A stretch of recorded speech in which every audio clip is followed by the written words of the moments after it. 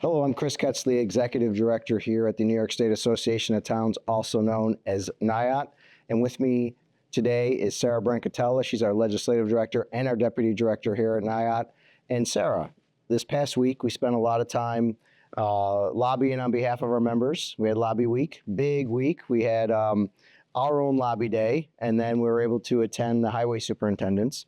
But I think the big news out of last week and seeing the Senate One House bill right now is that the program we've been advocating for so long, SWAP, which I think the acronym has something to do with Sewer Water Aid Program, SWAP is actually gaining some traction. And talk a little bit, Sarah, about the program and why it's important to communities. Yeah, so that's been one of our big initiatives. One of our big legislative priorities for the year is creating a dedicated water and sewer infrastructure fund. It would operate kind of like CHIPS, where municipalities would receive a certain amount of funding that they could rely on based on, for example, the amount of pipes that they have laid. But that is really, really important to municipalities because every single funding source available currently for water and sewer is grant-based. Mm-hmm.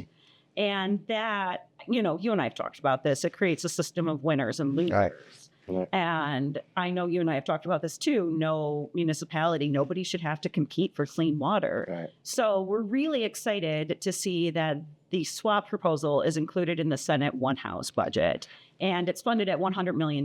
So right. A great place to start. Plus, with grants, it's so hard for many of our towns, smaller towns in particular, to apply for the grant, to administer the grant, to put the money out that's needed for the grant. Grants are very expensive to apply for. You have to put the money out, wait for the reimbursement. A formulaic, is that a word? Formulaic approach is so much better for the community. It brings certainty into their budgeting, which is important.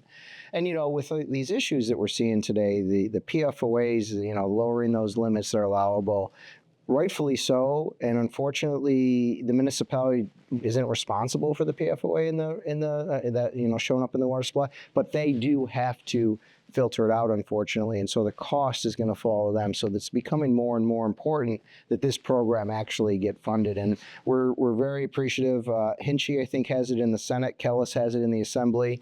Actually, just to clarify on that point, there is a proposal in the Senate One House budget, and then there's also separate legislation. Yep. So the Senate is really working on it on two fronts, and then the Assembly also has sponsored the independent legislation. So there's a couple of different routes where we could get this done, or how we could get this done. We support all of them. And substantially the same. And I think the governor's office is open to this because, it really supports the governor's affordable housing initiatives. You can't have affordable housing initiative without infrastructure investments.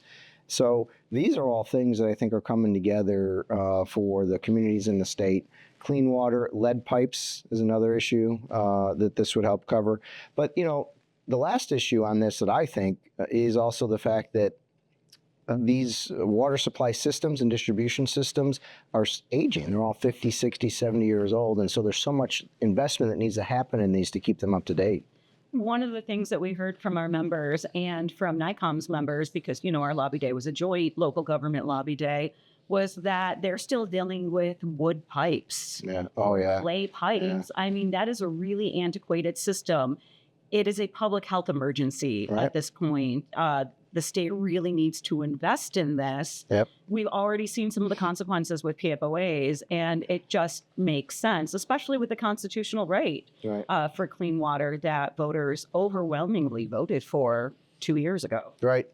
So members should be engaged in this. They should be calling their members, their legislators, and really advocating for SWAP. It's Senate 1850, Hinchey bill, and Assembly 6012, Kellis. And if you can call your senators and your assembly members and let them know how important that SWAP program is, the program is formula-driven, similar to the CHIPS and AIM funds, that would be critically important, I think, at this point. And we have some sample letters available on the members-only section of our website, as well as a sample leaf behind on some of the points that we're talking about today. So we've talked about SWAP and we've mentioned CHIPS and AIM. So let's talk about AIM, because AIM was one of our big initiatives that we tried to actually get increased funding for. We're appreciative that the governor put back $50 million in temporary funding that was there last year. So that's good, but that really is holding it steady. And we know with the cost increasing for municipalities that we need more AIM. We need to have a COLA attached to the AIM so that we would increase with inflation. What are we seeing now with the one house budget on AIM? So the Senate includes the $50 million that the executive budget also included. That's the temporary municipal assistance program. The Assembly includes an additional $50 million over that. So there would be $100 million available in temporary municipal assistance. So that's great to see. Yep. And I know it can be really hard to get excited about AIM. It's a drum that we have been beating for a long time, but it is the only source of general revenue sharing that we have with the state. Right. And there aren't any handcuffs or restrictions on how we can use it. So it's really, really critical. And any increase represents a developing partnership with the state. And I think that that's really, really important. Yeah, it's interesting because there really hasn't been, as you said, this is a direct dollar into the town from the state of New York or the local government.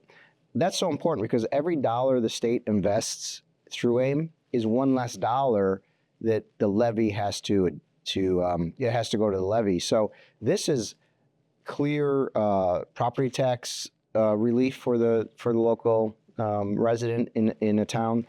And unfortunately, over the years, it hasn't been adjusted for inflation. And so we ran the calculations that if it was adjusted for calculations, AIM would be at $1 billion today. And where is it? 100 million? Well, that's in the temporary municipal assistance. The AIM-based grants are at approximately $750 million. Okay. So we're still 250 short. Yeah, and we hit on those numbers in the office. AIM saves about 3% in property taxes. Yes. Or I think a better way of putting it might be that a municipality on average would have to increase their property tax base by 3% were it not for the AIM funding that they receive. Which is significant when you think about that. Yeah, I mean, the tax cap being at 2%, that is absolutely significant. Yeah. It's interesting that with AIM, a lot of legislators look at it as what they call direct aid, and we use that as well, or direct pay into the towns. I look at it as an investment into the communities because with CHIPS, with SWAP hopefully someday, and with AIM, these dollar investments into the local governments actually is an investment in the state of New York, and it builds communities. And I could not agree more. I mean, we serve the same constituents. Right.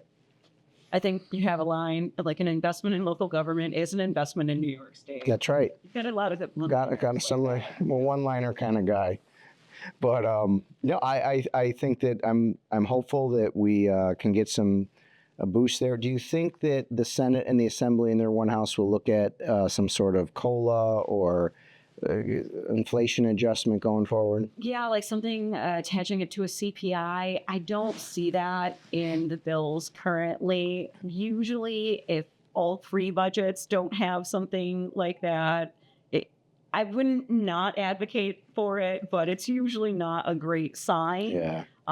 Nonetheless, I think it's really, really important because, as you pointed out, we have lost so much money through inflation that I think it's nonetheless worthwhile to reiterate to the legislature how important it is to adjust for inflation and have that baked in.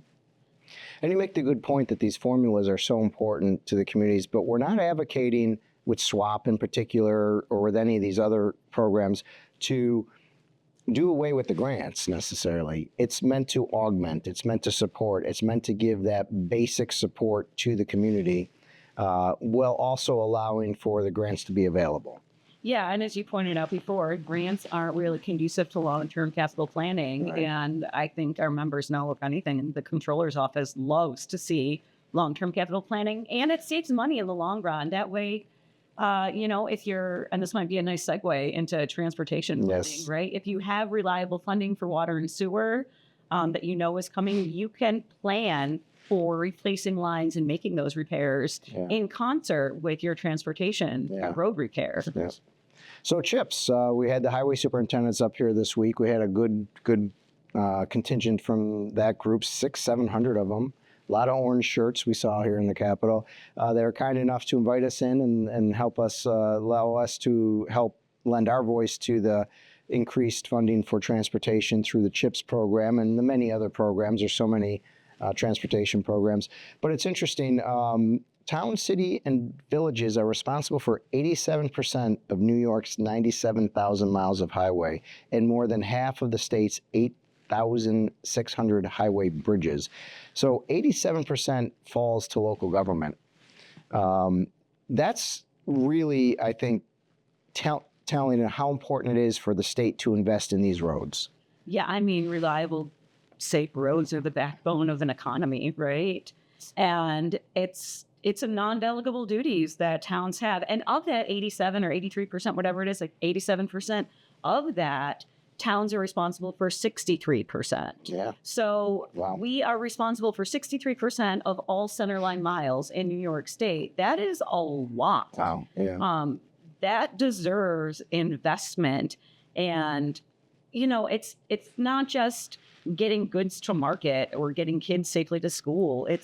I think that there are reports talking about how much poor road conditions impact everyday drivers. Absolutely. And how we lose money. Everyday drivers lose money just based on poor road conditions. And so we talk about everyday drivers. What's funny about that is when I talk to legislators, sometimes they say, oh, well, maybe you have 63 or 67% of the roads, but what's the traffic count, right? That's what they're looking at. And I tell them, there may be a time once or twice a month that I'm on the thruway, but 99.1 million New Yorkers, half the state, is on a town or local government road every day to go to their home, to go to their small business, to go to their schools, to go to their work.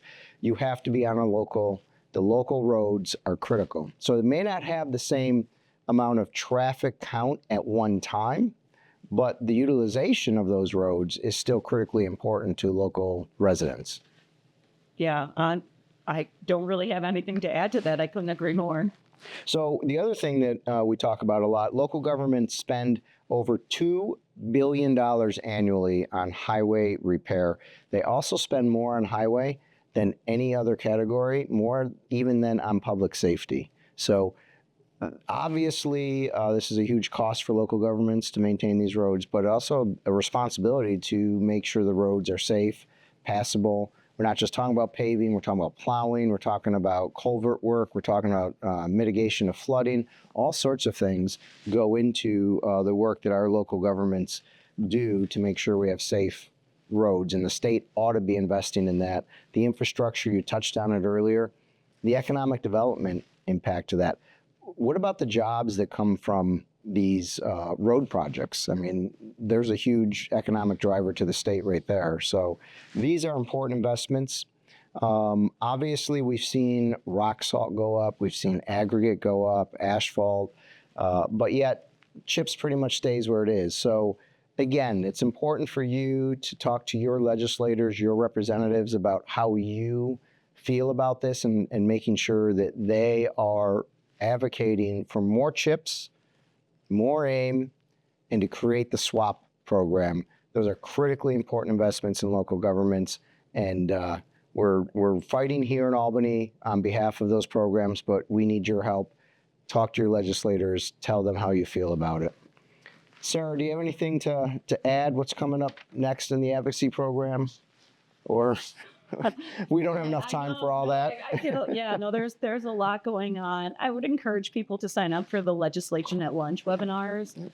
We are having 2 of them on the One House budget. The first one will be on Tuesday, March 18th at 12 o'clock. And then another one, we're doing something new. We're having Legislation at Lunch evening edition to, accommodate our members who maybe have full-time jobs or can't make it. So that one is going to be on Thursday, March 20th at 7 p.m. And you can sign up on our website, nytowns.org.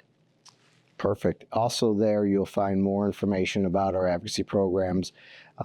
You have a great newsletter every Friday that goes out. You said it. I didn't. Yes, great newsletter. How do folks sign up for that? Right now, they can contact me. And then I know that there are some plans in the works about how people can subscribe to specific Yes. newsletters. Yeah. So we should be releasing that pretty Nice. soon. But for the time being, right now, people can contact me.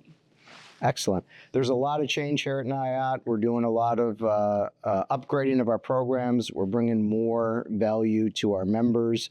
And so Sarah alluded to some changes. Going forward, you're going to see more of this, more opportunities to talk about issues that are important to you. But we also want to hear from you. So if you have an idea about what you'd like to hear about, you know what? Just email me. I'm the executive director here, Chris Koetzle. You can email me at my email is KOE, T as in Tom, Z as in zebra, LE at nytowns.org.